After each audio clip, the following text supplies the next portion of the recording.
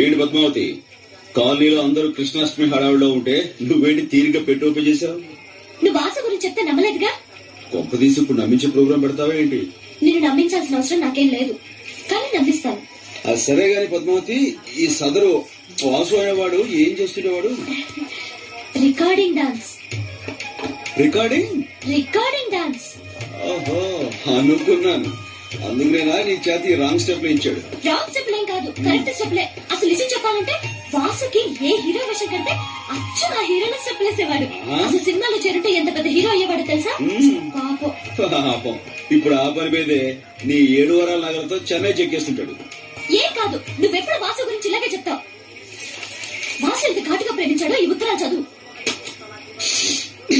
అబ్బో, చాలా ఘాటు ప్రేమ. ముక్కు కూడా అదిరిపోతున్నా. నువ్వే వెగతాళి చేయలేదు వాసుని. ఈ ఉత్తరం చూడు, రక్తంతో రాశాడు తెలుసా? ఎవరిని మర్డర్ చేసి? కోడినా మేకనా అని. అదే మరి, తను రక్తంతో రాశాడు తెలుసా? చూడు. అబ్బో, అంత కల్పించాడేంటి?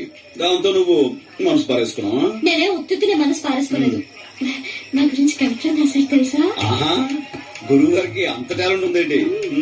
ఏం రాశాడు? నాకు సిక్కిస్తుంది, నువ్వే చదువు.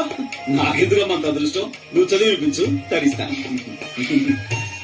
ప్రియాతి ప్రియమైన పద్మావతికి నేను చూడగానే నేనేంటో అయిపోయాను. నాకేదో వచ్చేసింది. ఇంకేం వస్తే మాయరోగం వస్తుంది. ఎగతాలు వదిలేదు, నేను చదివేది నువ్వు అంతే. చదువు. పద్మావతి, నీ ఎర్రని మూతి చూడగానే పోయింది నా మతి, అయిపోయింది నా మనసు కోతి. దాంతో నీ పని అయిపోయింది, అదో గతి. రామకృష్ణ గారు, లేకపోతే ఏంటి? కోతి గీత రాశాడంటే అది కవిత్వం కాదు, కపిత్వం. ఏంటలా పారేశావు? చేతరాత్రి వాడు వాసు గురించి నీతో చెప్పడం నాదే బుద్ధి తక్కువ.